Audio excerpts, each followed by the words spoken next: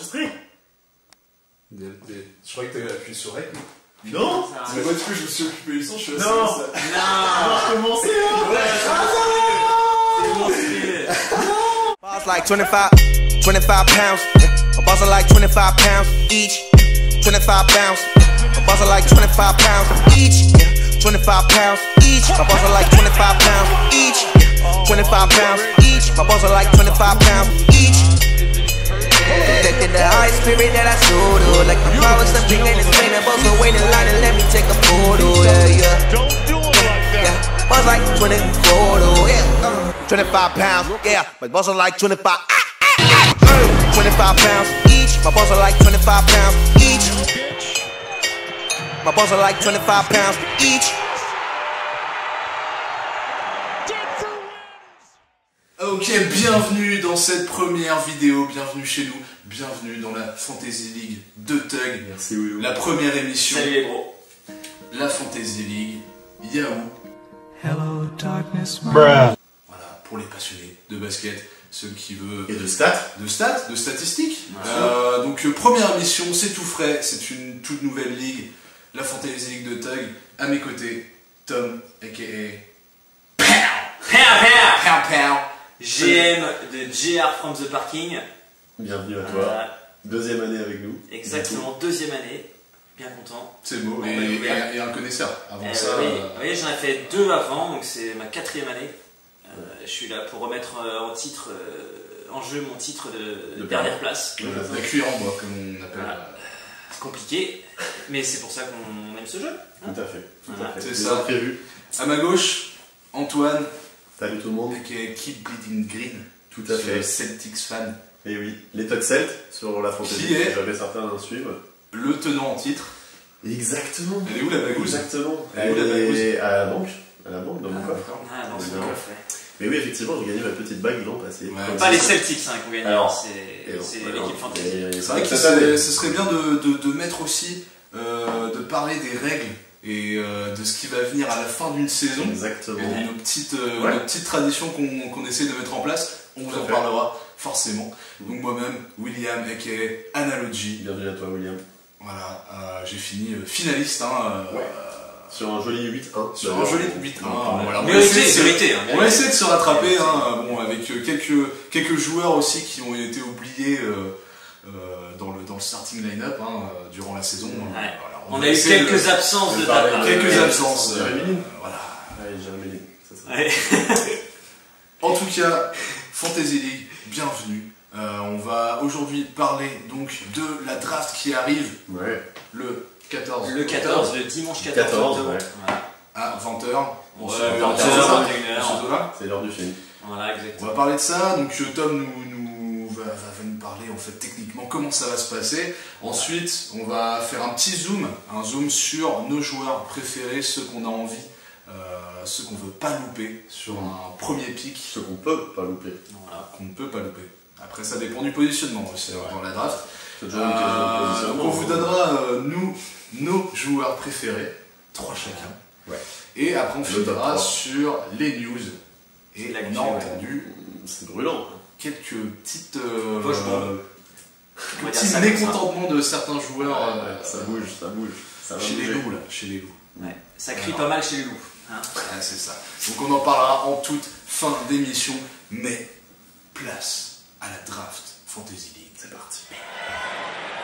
With the third pick in the 2018 NBA Draft, the Atlanta Hawks select Luka Doncic. Alors, mon cher Tom, je vois que tu es un fin connaisseur de ce système. Alors tu vas nous expliquer, tu vas nous donner quelques recommandations, comment ça va se passer, Petit point la technique. draft, Voilà. les statistiques, les aspects vraiment techniques, les choses à Ouais. ne pas oublier avant de se pointer Alors, à la draft. Avant de commencer ça, mon cher Willow, il faut préciser que la Yahoo Fantasy League, donc c'est un jeu, Ouais. mais qui est basé sur des faits réels qui se passent en Bien vidéo, sûr. puisqu'on s'appuie sur les statistiques véritables des joueurs chaque soir Ouais, sur les matchs NBA. Donc c'est un moyen aussi pour les passionnés de NBA de suivre un peu l'actu, de suivre tous les matchs, un peu plus intensément que si on était dans le stade ou à jouer sur un terrain. Voilà. Tout à fait. Si on n'a pas les moyens. De suivre les joueurs chauds Physique, du moment. voilà. Aussi. de suivre les joueurs chauds. Et donc c'est toujours le petit plaisir le matin quand on se réveille de regarder son équipe, qu'est-ce qu'elle a fait, les stats dans son match. Juste pour rappel, peut-être pour ceux qui nous suivent, mais nous, notre ligue, c'est donc une ligue par catégorie. Donc on se base, alors il y en a 9 au total si je ne me trompe pas, ça va être points, rebonds, passes, turnover, les pourcentages, lancers francs et puis tir. Il y a d'autres modèles de ligue, mais nous on a choisi ça parce que ça permet d'être un peu plus peut-être stratégique dans ses choix de joueurs. On va avoir une équipe plus forte sur les lancers francs et puis sur les points. Mais peut-être qu'on aura moins de rebonds. Donc voilà, c'est un choix de notre part. Peut-être que vous avez d'autres ligues, d'autres moyens. Et on est passé à combien d'équipes du coup, toi, nous, cette année? On est passé à 10. On était 6 l'an passé, je crois qu'on l'a dit au tout début, mais là on passe à 10. Donc gros chamboulement aussi pour nous. On passe de 78 choix de draft donc à 6 équipes, puisque 13 joueurs par équipe, à 130. Donc le delta est assez énorme. Quasiment le double en fait, quasiment le double. C'est énorme. Donc pour ceux qui n'ont pas encore scouté leur équipe, il va quand même falloir s'y mettre à un moment donné. Parce que c'est pas le soir de la draft. Ah ça non. Parce que quand tu après, si tu as une IA, une intelligence artificielle, comme on a pu voir d'autres joueurs la semaine passée. Pour info, William, c'est l'intelligence artificielle de la ligue. Il a du bol. Il a du bol, l'ordi choisi pour lui. Et c'était un joueur des Sixers que j'ai eu. Spencer Rose. Le magicien. C'était Rocco, l'homme qu'on appelle Rocco. Collington. Exactement. Donc j'ai eu la perle rare qui tourne à 32% à peu près. Ce qui est assez intéressant. Non, les bonsoirs. Il a fait une très bonne saison. Il a fait une bonne saison. Il m'a sauvé sur quelques points. C'est vrai. Alors, donc la draft, il y a quelques petits points sur lesquels il faut insister. Vraiment savoir les bases pour ne pas rentrer sur son ordinateur et avoir cet écran plein de statistiques compliquées et paniquer et quitter finalement la draft avant d'avoir commencé. Ce serait dommage. Surtout pas fait. Donc déjà pour commencer, quand on arrive dans le lobby, dans l'accueil de la draft, on a 1 minute 30. Chaque personne dispose d'1 minute 30 pour pouvoir un peu préparer son équipe. On peut cliquer sur des joueurs qu'on veut éventuellement avoir dans un certain ordre pour justement déjà commencer à constituer son équipe un peu stratégiquement. Exactement. Je rappelle quand même que les choix, donc les pics de draft de 1 à 10 d'abord, sont complètement aléatoires. Tout à fait. Et c'est important de le savoir. C'est important de le savoir, pour éviter toutes les pleureuses. Il n'y a pas de cheat mode, quoi. Donc, quelqu'un qui a gagné sa fantasy l'an dernier peut très bien se retrouver avec quand même le pick numéro 1. Le pick numéro 1. Alors, on peut se dire que c'est le meilleur. Pour le coup, on n'est pas d'accord. C'est pas forcément de là, après avoir reçu son choix de draft, on va avoir souvent une petite vidéo d'un mec qu'on connaît pas. Un mec qui parle anglais et qui nous explique les bons, les mauvais côtés de ce choix de draft. Clairement, lui, on l'emmerde parce que c'est pas lui qui va cliquer sur les joueurs, autant le dire. Donc voilà. Et au bout d'1 minute 30, la draft commence. Ouais. Donc nous, c'est un système de draft typique, pas aux enchères. Pas d'enchères. C'est de la sélection. Voilà. 30 secondes pour choisir son joueur. Pas une seule seconde de plus. Ça, c'est un changement par rapport à l'année dernière. On avait un peu plus. L'année dernière, on était sur un choix, on avait 1 minute ou 1 minute 30. C'est 1 minute, ouais. La mémoire, c'est ça. Bon, là, c'est vrai qu'on est en 10, plus de pics à faire. Les 30 secondes sur les premiers tours vont paraître longues parce qu'on sait à peu près qui on veut. Mais après, c'est là où ça va devenir compliqué. Rien qu'au bout d'un tour de draft, tu vas commencer à cogiter, tu dis ok, je peux prendre celui-là, mais aussi celui-là. Ça va dépendre de tes postes, qu'est-ce que tu veux mettre en avant sur ta fantasy league. Et puis on le disait tout à l'heure, on va devoir aller chercher des joueurs un peu moins connus, un peu moins spécialistes. Des joueurs du banc, c'est ça. Il va falloir être beaucoup plus technique. À mon avis, entre le pic 9 et le pic 13, du coup, ça va être compliqué. On aura 30 secondes pour aller chercher les petits joueurs. Voilà, 13 tours de draft, donc 130 joueurs à choisir, ça fait beaucoup. On peut avoir en temps réel donc disposition de son équipe avec tous les postes. On rappelle les postes quand même qu'il y a dans une équipe constituée dans une équipe, Antoine. C'est... Alors du coup, on reste sur du classique par rapport au basket, point guard, shooting guard, small forward, etc., etc. Mais on a aussi des entre-deux qui sont proposés sur la fantasy. Donc on va avoir de mémoire, c'est le forward, le shooting forward, et le power forward, donc, qui est juste avant le center. Donc, en gros, si on devrait résumer en remettant des chiffres, donc il y a 1, 2, 3, 4, 5. Oui. C'est un peu ça que... Et des 2.5 et des 4.5, quoi. Voilà. Grosso modo, c'est ça. Avec 2 joueurs utilitaires, oui. Qu'on appelle utilitaires, qu'on peut placer en fait sur ces postes-là, qui soient du point guard ou du center. C'est un peu des joueurs bonus si on n'a pas assez de trucs. Certains soirs. Et 3 joueurs de banc. 3 joueurs de banc. Puisqu'on en a 10 dans une équipe plus 3 joueurs de banc. Exactement. Et après, sans oublier que si vous avez un joueur qui est blessé, vous pouvez le garder dans l'effectif. Oui. Voilà. Et prendre un autre joueur pendant qu'il est blessé. Alors sans perdre en fait le joueur blessé, quoi. Il me semble que d'une fantaisie à l'autre, ça dépend des paramètres qu'on a choisi. Nous, on a fait le choix. Effectivement, on avait 13 joueurs. Si vous avez un blessé, vous pouvez passer sur un spot injured du coup. Donc c'est le IL. Ça permet de le garder dedans. C'est le IL, c'est ça? Ouais, exactement. Donc s'il y a un joueur blessé, on le met dans ce IL. Ce qui permet de ne pas le perdre et de pouvoir surtout recruter un 13e joueur actif non blessé pour pouvoir compléter son effectif sur la semaine, le mois. Et essayer de compenser son blessure. Exactement. On vous conseille, si vous n'avez pas cette option-là dans le clic, de le faire quand même. Ouais. De la mettre en place. Bon, il faut la mettre dès le début de l'année, parce que sinon c'est pas possible. Parce que ça va moins déséquilibrer les duels.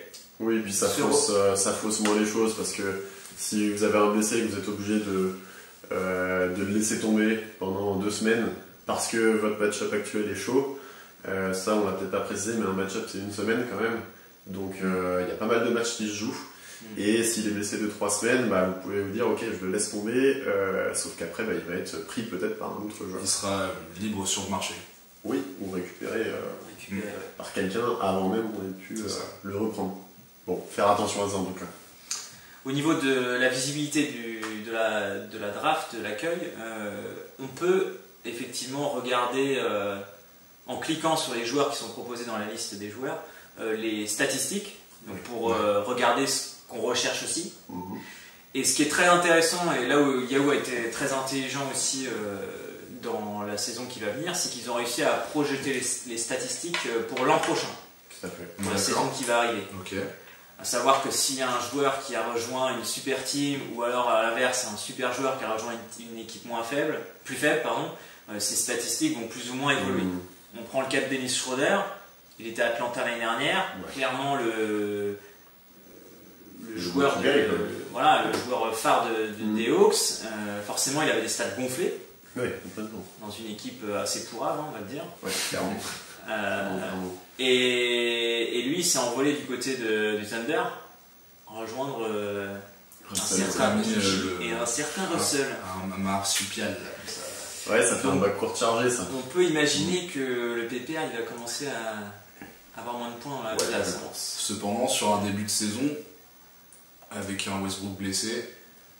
Ouais, et puis visiblement le coach n'est pas contre les associés, bon, il y a pas mal de variables. Ce sera un autre débat. Ouais, ce sera un autre débat, exactement. On verra cet autre débat. Alors, est-ce qu'il y a d'autres aspects techniques? Alors, on avait évoqué vite fait, toi nous l'avait évoqué, avec les pics de draft, donc de 1 à 10. Qu'est-ce qui est le mieux, qu'est-ce qui est le moins bien? Là, encore une fois, c'est propre à chacun. Je dirais qu'avoir le premier pick n'est pas forcément le meilleur, puisque quand on a le premier choix de draft, certes, on a un super joueur, on peut peut-être essayer de choper Harden, Anthony Davis, tout ce qu'on veut, on a toute la banque de joueurs disponibles, mais après, il faut attendre le 20e choix. Et oui, parce que ça s'inverse en fait. On fait 1-10 et puis le 11e pick ce sera le 10e. Donc ça part à l'envers. Donc le premier effectivement choisit que en 20e place après. Donc certes il fait 20-21 d'affilée. Mais ensuite il faut re-attendre 20 et 40. 40e on passe à 40. Donc un milieu de draft pourrait être intéressant du coup. C'est plus homogène quoi. En 3e position, on choisit en 3e position et le prochain choix est le 18e, donc ça fait 15 joueurs. on arrive encore dans un top 20. Dans un top 20. Ouais. Voilà. Et ensuite, on choisit en 23e position. Ouais, c'est pas mal. Puisqu'on Ça inverse. permet quand même d'avoir potentiellement 3 Donc top 20. là en fait, on a 3 joueurs. Si tu choisis en 3e position, tu as 3 joueurs dans le top 30. Top Ok. 25 même. Top Top 25, 25. top 20, top 25. Ce qui est complètement honnête. Mm. Hein, je vais le dire. Ce qui permet de démarrer sur des bonnes bases. Ouais, Voilà. clairement. Et pareil en fait, techniquement on peut tous avoir on va tous avoir 3 On choix a dans, trois très bons dans joueurs. le top 30, Ouais. hein, puisque bah, c'est normal, hein, on est 10 voilà, dans le top 30, donc ça fait 3 choix. Mais bon bah du coup les joueurs vont se retrouver, on va se retrouver avec deux mecs peut-être du top entre 25 et 30. Ouais. Plutôt que 2 mecs par exemple dans le top 5 et top 15. Exactement. Donc ça C'est fait ça. la différence. Et même le 10e, pour le coup, c'est assez intéressant. Si vous êtes 10e, pas de panique, vous allez voir tout le monde qui choisit en premier Voilà. tous les bons joueurs. Vous allez tous les voir filer, et puis finalement, vous allez choisir le 10 et le 11. Et le 11. Mm. Voilà. Au final, c'est pas mal quand même. Ça permet d'avoir un bon duo. Exactement. Ok. Je crois que c'est bon. Je crois On a qu'on fait à fait peu près le le tour. tour. Si vous avez des questions, pas hésiter. Vous mettez, Voilà. et puis Mettez en commentaire. on vous répondra. On a full d'administrateurs. C'est ça. Bon allez, maintenant on passe au Zoom, nos joueurs préférés. Yo, man, you hear about these Pop Warner kids taking the... Put that away. Le top, par qui on commence? J'ai Le envie de top commencer par Antoine peut-être, Ouais. le top 3, donc Honneur aux nos mineurs. joueurs préférés. On va faire dans l'ordre, Qui- tiens. Et Qui- Les qui- winners d'abord et on va qui- finir qui- par les qui- losers.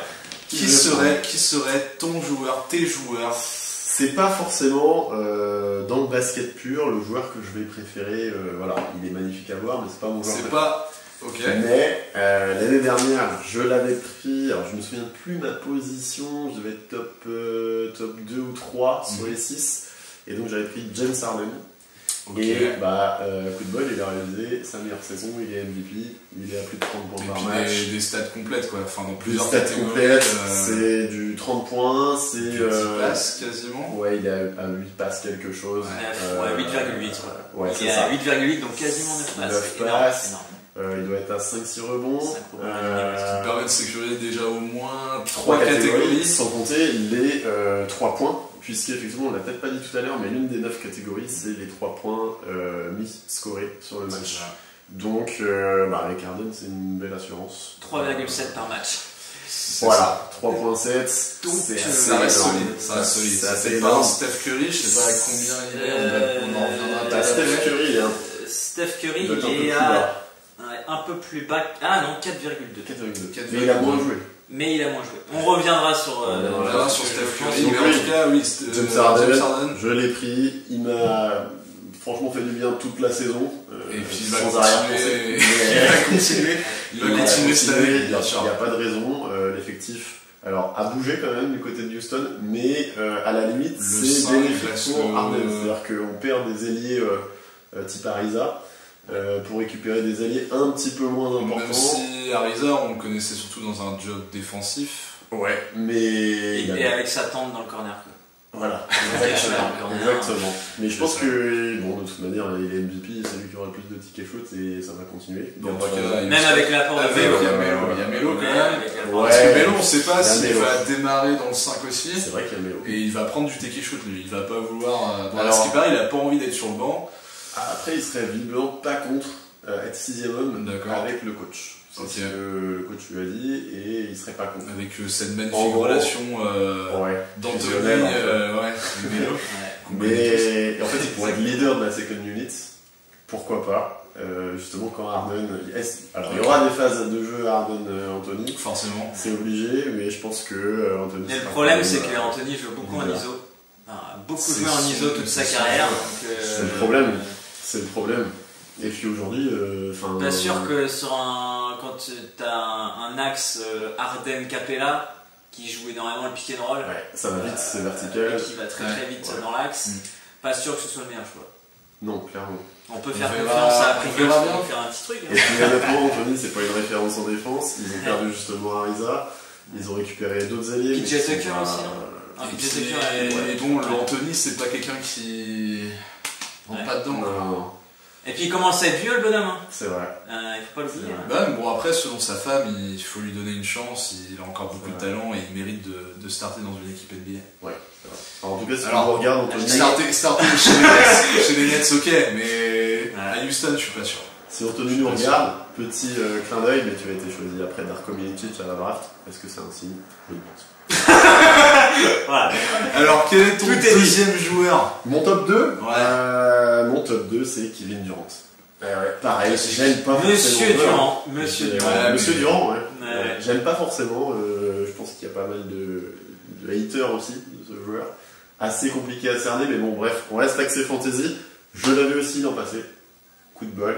Vous me l'avez laissé gentiment, les gars. Merci. L'avantage aussi d'avoir une fantaisie à 6 équipes. Hein. Exactement. C'est déjà, on avait déjà par ces deux noms-là. On avait 5 All-Stars chacun. Voilà. Quasi, hein. Voilà. C'est ça.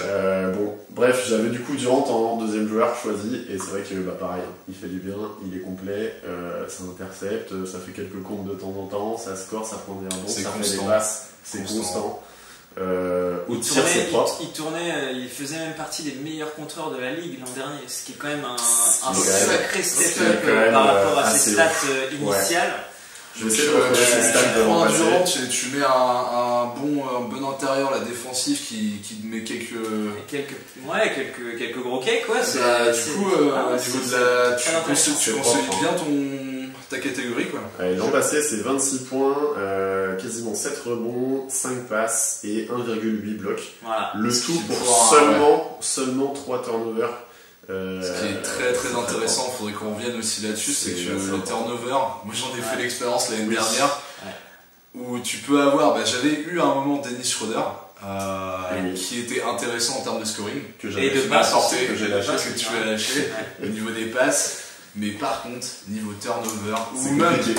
moi j'avais LeBron James, Ça y va. Joel Embiid, avec Dennis Schroeder aussi. Joel Embiid était, je crois, à 4 turnovers par match sur la saison. Pour un intérieur, c'est énorme. Puis t'avais Jeremy LeBron James, c'est pas Jeremy,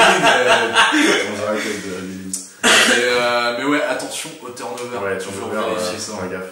Et donc, juste pour finir sur Durant, 51% au tir et 88,9% au lancer franc. Donc, clairement, on est sur C'est monsieur propre, quoi. Ouais. C'est Je crois que un- sur notre fantasy, la moyenne au pourcentage au tir, c'est 47 ou 48% sur toute la saison, sur les match-ups. Donc, se retrouver avec quelqu'un à 51,6%, ça te tire vers le haut. Puis, C'est clairement pas Derrick Rose. Il se pète pas, il s'est très peu pété. et puis il est catégorisé, si je me trompe pas, comme un PF. Alors, il fait effectivement. Alors, il fait small forward et power forward. Voilà. Il Ce peut qui jouer est les deux. extrêmement intéressant dans son équipe, Oui. puisque en mettant un PF en la personne de Durant avec Ouais. un 89% au lancer franc, C'est énorme. trouvez-moi un poste C'est- 4 qui fait c'est 89% au lancer clair. franc. Non, Déjà faire 89% au C'est lancer énorme. franc, Bah écoute, il faut sortir les big balls. Clairement.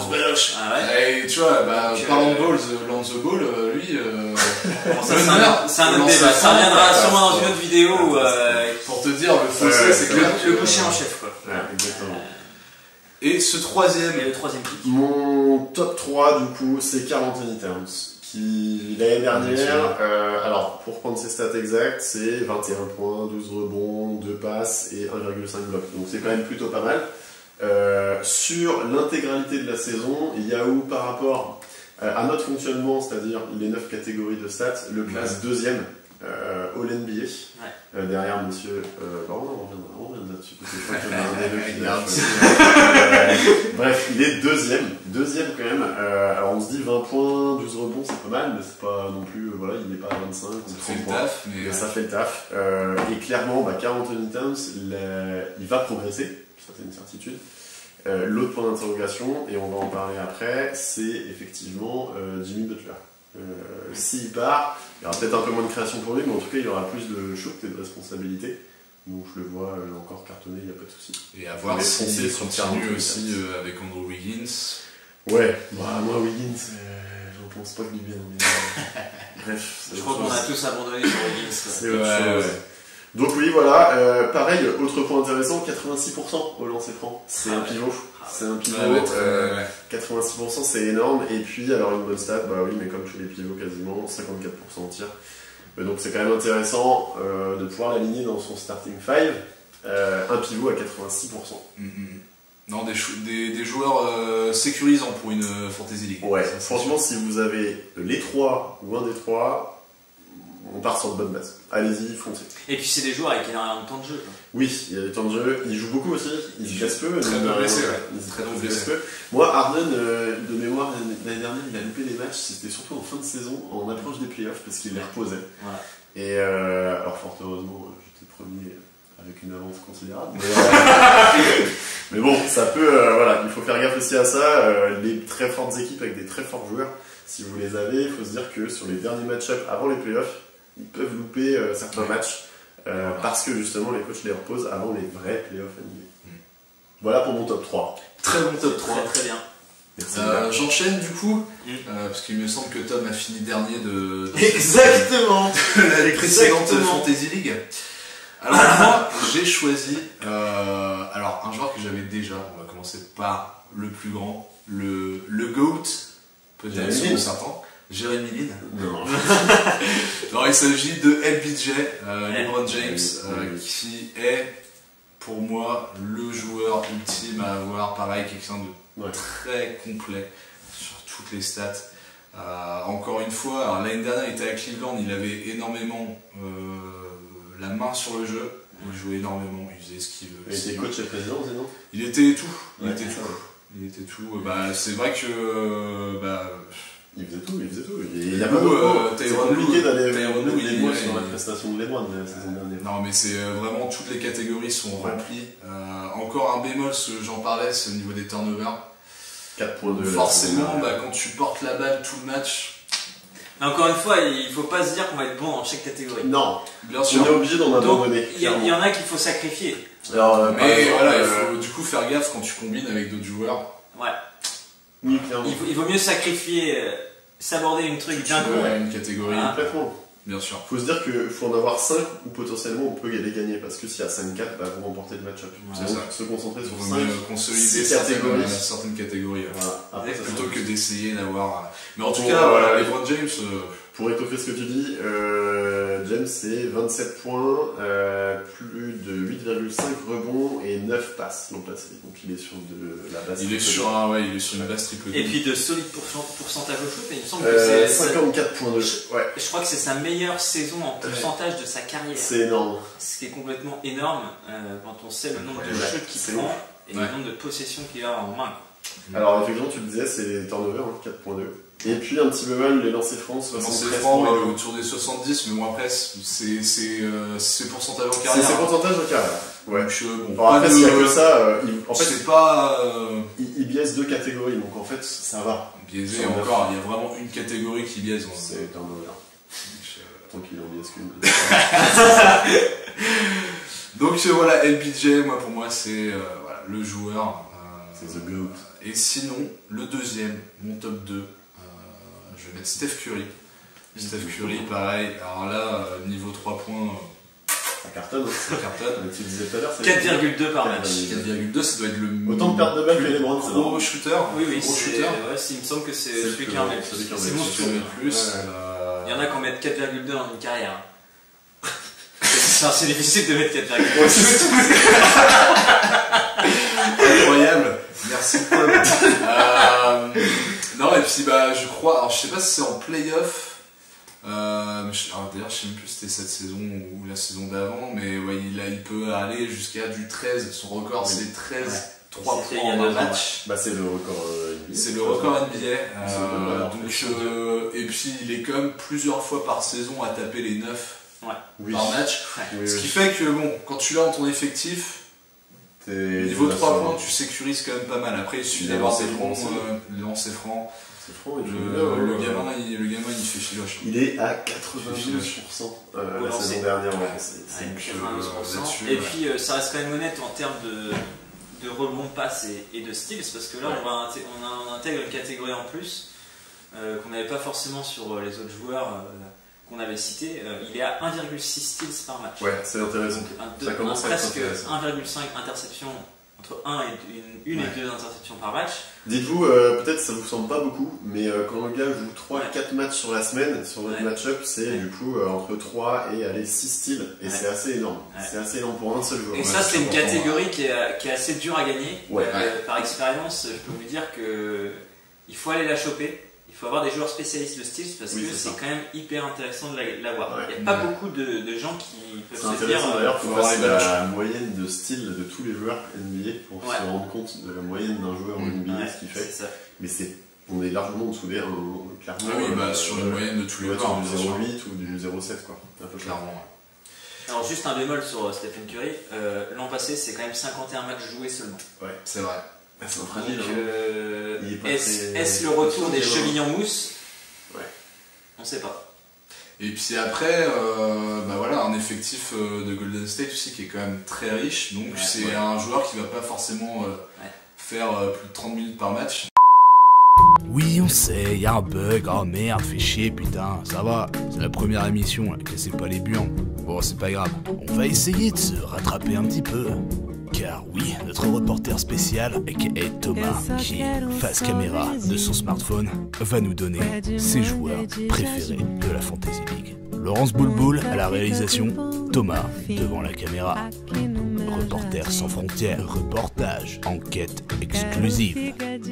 A tout de suite. Ouais Willou, on va commencer mon top 3 avec celui qui, je pense, va faire tout péter cette année et qui va sûrement être choisi parmi les 3 premiers choix dans la draft Yahoo, à savoir Anthony Davis de Unibrow. Tout simplement énorme. Il tournait en 28,1 points de moyenne, 11,1 rebonds et 2,3 passes, sachant que les points et les rebonds sont des stats qu'il n'a jamais fait en carrière, donc c'est vraiment un secteur sur lequel il s'est amélioré. Il a longtemps été dans la discussion pour le titre de MVP et cette année je crois qu'il va encore step up encore une fois et je pense qu'on peut compter sur lui pour faire marcher les stats. Il a aussi 1,5 steals de moyenne par match, ce qui est complètement ahurissant pour un big man. Sans compter les blocs, bien sûr, c'est un des meilleurs défenseur de la ligue. Il est à 2,6 blocs par match, donc ce qui est vraiment pas négligeable dans la ligne de stats. Avec tout ça, un assez faible ratio balle en main turnover, seulement 2,2 turnover par match. Je pense que c'est assez séduisant. Au-delà de ça, c'est aussi un shooter un grand qui shoot vraiment bien. Il est à 53% au shoot et près de 83% sur la ligne des lancers, ce qui est juste une très très bonne moyenne pour les grands. Et aussi, point très important, il a joué 75 matchs l'an dernier, comme les saisons passées. Donc là, ça fait 2-3 saisons où il commence à faire une saison entière sans réelle grosse blessure. Et ça, c'est vraiment satisfaisant pour les personnes qui l'apprennent dans la fantasy, parce que on ne peut pas se passer de lui aujourd'hui. J'ai là des stats incroyables. On rappelle quand même que Nola finit en play-off l'année dernière, ce qui n'était pas arrivé depuis un certain temps là-bas du côté de la Louisiane. Ils jouent Portland au premier tour, qu'ils explosent, ils leur mettent une fessée monumentale, c'est sweepé 4-0 avec des stats complètement ahurissantes d'Anthony Davis. On rappelle le premier match 35-14, il met tout le monde d'accord, et le dernier match pour conclure la série 47-10 tout simplement. Donc ça fait le taf. Et puis comme je disais tout à l'heure, des stats incroyables. On rappelle ce match, c'était face au Jazz en mars, le 11 mars, où il fait un triple-double avec 10 contres. Donc ça n'arrive pas souvent. Donc autant vous dire que s'il fait ça dans la semaine, vous avez quasiment la catégorie de bloc de gagné. Et donc pour revenir au parcours des playoffs, ils se font éliminer par Golden State au deuxième tour, évidemment. Mais c'était pas il n'y a pas eu 4-0 pour Golden State, ils se sont bien battus, 4-1 au final, avec quand même des bonnes stats d'Anthony Davis qui avait été bien verrouillé par la défense, on s'en rappelle. Donc voilà, très bonne chose à venir, notamment aussi avec l'arrivée de Julius Randle des Lakers, en provenance des Lakers, qui je pense va faire beaucoup de bien à Anthony Davis, notamment dans son rôle où il pourra un peu plus s'éloigner du panier pour éventuellement shooter à l'extérieur. Donc voilà un peu ces ces stats pour Anthony Davis. Mon deuxième choix, lui, se porte sur évidemment The Greek Freak, Giannis Antetokounmpo, qui normalement devrait encore aligner une saison de haute volée. L'année dernière, c'était près de 27 points par match et 10 rebonds, ce qui sont aussi des records en carrière. Là, par rapport à Anthony Davis, où c'est intéressant, c'est qu'il fait près de 5 passes par match. Donc là, c'est toujours bon à prendre. 1,5 steals par match et 1,4 blocs. On est là aussi sur des stats défensifs qui sont assez dingues. Tout en combinant ça à un shoot vraiment intéressant. 53% au shoot, 76 au lancer, c'est un peu moins bien. Et lui aussi a beaucoup joué, 75 matchs, avec quelques matchs laissés par-ci par-là, mais strictement pour du repos. Et un record en carrière de minutes jouées de 36,7 minutes par match, ce qui est tout simplement ahurissant. On est sur, c'est assez lebronesque en fait, en termes de minutes. Il doit être dans le top 5 des minutes jouées par match par joueur. Voilà. Des petites stats assez incroyables. On se souvient tous le troisième match de la saison régulière contre les Blazers l'octobre dernier. 44 points, 8 rebonds, 4 passes. Allez hop, on met tout le monde d'accord. Ou alors contre les Washington Wizards en janvier, là, le 15 janvier, où il nous met 25 points et tout simplement 20 rebonds. Donc c'est vraiment quelqu'un qui dans toutes les catégories peut intervenir. Hein. On va très souvent le voir faire par exemple 3-4 contre, mais aussi 2-3 steals.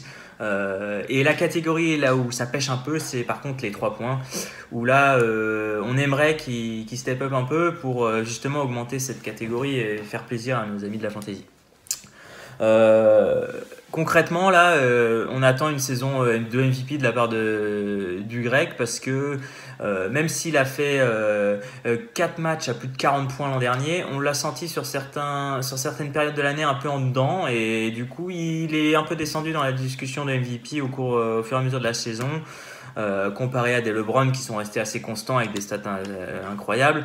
On attend vraiment de lui qu'il prenne la franchise en main, et on peut faire confiance cette année avec l'arrivée de Mike Budenholzer à la tête de l'équipe des Bucks, qui est vraiment un choix judicieux, je trouve, et qui sait faire jouer les grosses stars. On se souvient très bien qu'il avait réussi à envoyer 4, même 5 joueurs des Hawks All-Star Games, ce qui n'est pas arrivé souvent à mon avis.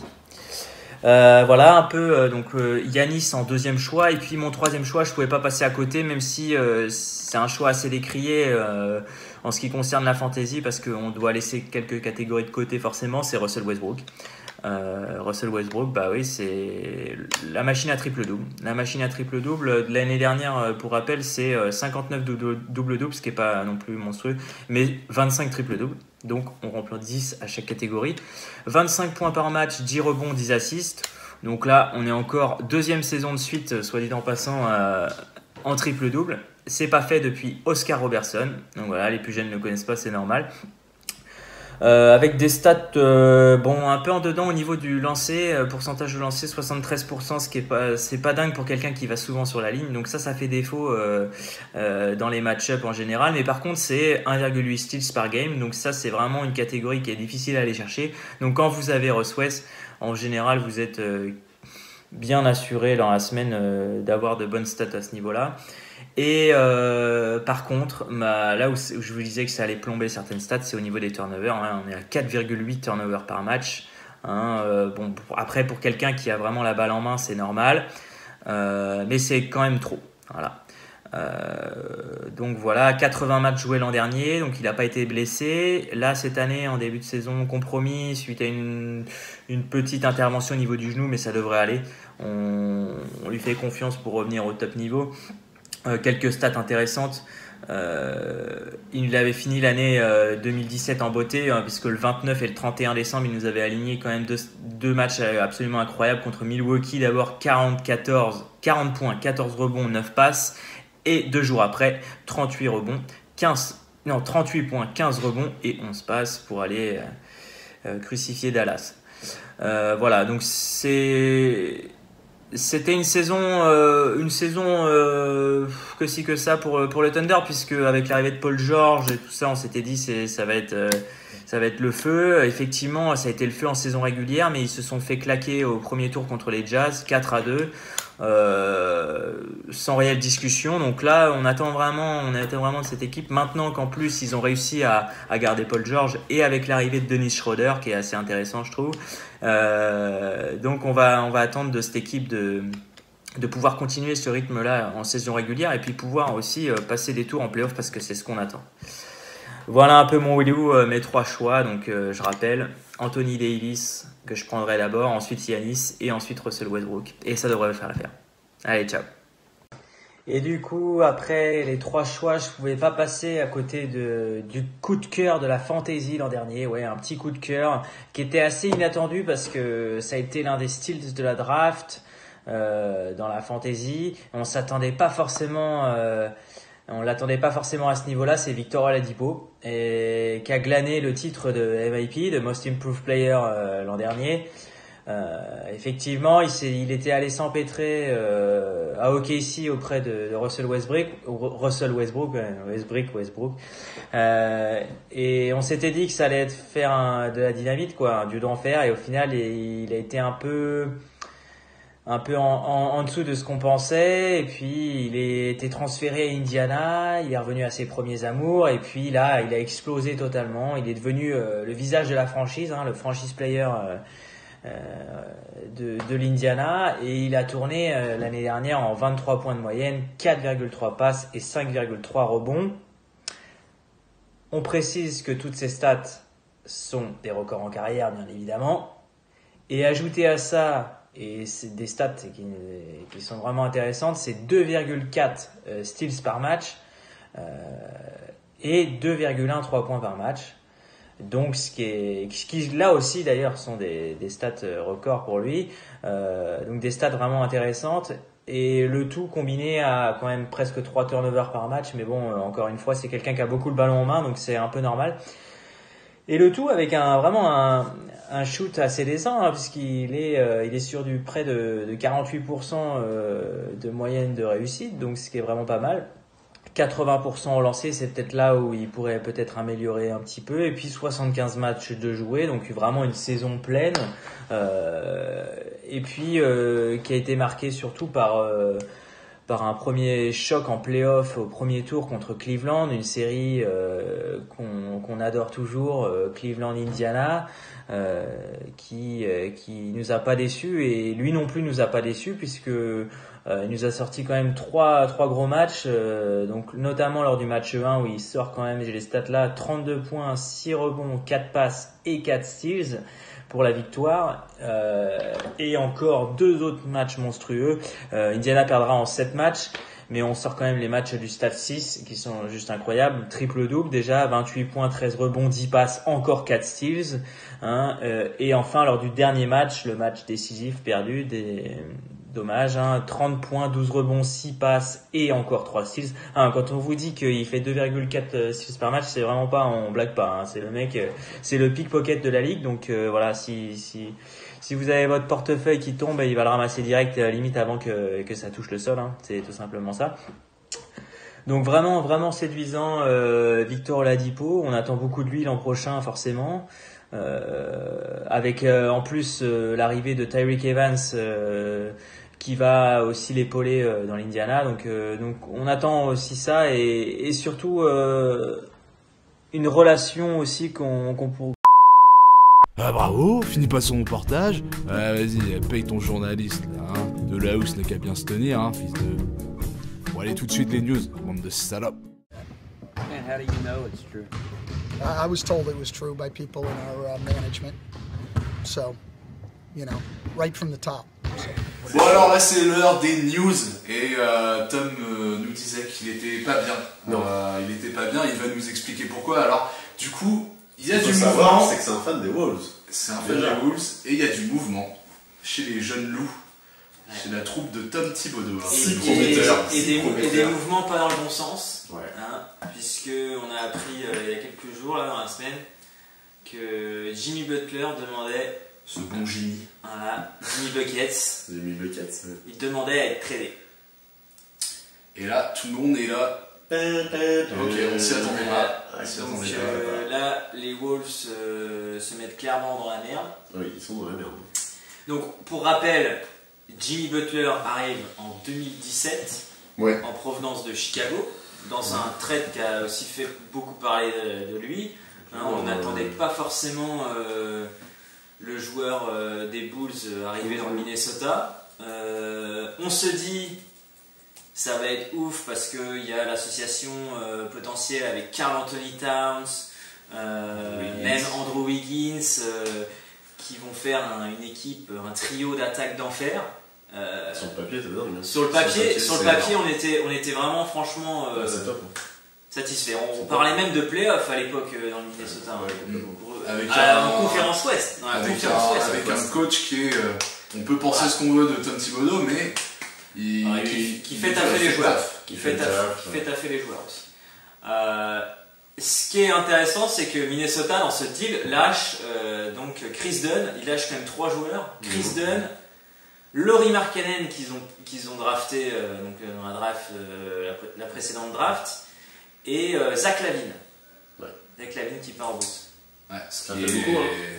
C'est un beau package. Ce qui est assez logique puisque Butler tournait en fait en 20, il me semble 22, 5, 6, quelque chose comme ça. All-Star par 2 fois, je crois, juste avant. Et donc là, Wojbomb. Ce bon Wojnarowski. Voilà. Butler qui demande à quitter les Wolves. Un transfert. Puisque apparemment il n'a pas pu s'accorder avec le front office sur une éventuelle extension. Est-ce qu'il a vraiment envie d'aller chercher cette extension aux Wolves? Clairement. Non. Clairement. Les Wolves lui proposeraient 110 millions sur 4 ans, donc ce qui fait à peu près 30 millions, un peu moins de 30 millions la saison. C'est ça. Le mathématicien. Sachant qu'il peut avoir près de 190 millions sur 5 ans en free agent l'an prochain. Que d'interrogations. C'est ça, et un souhait d'aller vers 3 équipes, un choix de 3 équipes, les Clippers et les 2 équipes de New York, les Nets et les Knicks. Vous choisirez qui? Toi je te pose pas la question. Moi ce serait les Nets. Nets fan. Mais dans tous les cas, dans les 3 équipes, c'est 3 équipes qui vont avoir potentiellement, qui vont avoir la place pour 2 contrats max dès cet été. Exactement. Exactement. Et donc il y a un marché, là en plus c'est les 2 plus gros marchés, c'est Los Angeles et New York. Donc on parle vraiment des 2 villes qui attirent le plus les joueurs. C'est ça, clairement. C'est sûr, donc en termes d'exposition médiatique, des sponsors. Le jeu avec ses potes aussi, ça prouve bien qu'à Mini, aujourd'hui, l'ambiance, c'est pas ça. C'est pas pendant ça. toute la saison, on disait il y a des trucs dans les vestiaires, mais c'était des bruits de couloir, vraiment. Et puis après, t'as les matchs, donc t'en parles plus. Mais là, ça éclate au grand jour, quoi. Comme on dit, il n'y a pas de fumée sans feu. Voilà. Mais bon. Et puis, il faut aussi savoir que grosse free agency cet été, avec énormément de players. On parle de Kyrie Irving, qui pourrait quitter Boston. Alors, je pense qu'il ne quitterait pas Boston si, imaginons que Boston gagne le titre, à mon avis. Ça va dépendre de cette année. Il y a de grandes chances qu'il re-signe, mais bon. Et puis, on a eu quand même des. Il y a Durant, il y a Thompson. C'est ça. Il y a Cousins, ça renverra comment il est, il y a full joueur. Et il y a aussi Karl Anthony Towns, du coup, des Wolves, qui dans cette histoire n'a toujours pas re-signé. Bien sûr. Et qui ne souhaiterait pas, apparemment, il ne souhaite pas re-signer tant. Enfin, en tout cas, c'était ça, tant qu'il n'y avait pas de Jimmy Butler. Ah oui, normal. Il a raison, il n'a pas envie d'être pris pour le dindon de la farce. Sinon, il est bloqué pour 5 ans dans le Minnesota à finir 10ème entre spot 9 et 11 pendant 5 ans. Et le pire dans tout ça, c'est sans vraiment perspective de pouvoir drafter des joueurs intéressants dans les drafts à venir. Parce que Minnesota termine tout le temps dans le milieu de classement et donc n'a aucun pic intéressant et récupérer d'éventuels trades. C'est clair. Là en plus on peut dire ils ont récupéré Butler, mais du coup ils sont passés à côté de Markkanen, qui pour le coup est un très bon joueur. Il y a un bel avenir devant lui. Est-ce qu'ils auraient vraiment dû le faire? 1 an pour ça. On verra. On parle aussi de Miami peut-être sur la piste de Butler. Pat Riley serait très exposé. Il y a plein d'équipes. Hassan Whiteside et Kat. Le problème c'est que Pat Riley en fait il promet des All-Stars depuis des années et puis là. Alors c'est un risque parce que du coup il reste 1 an.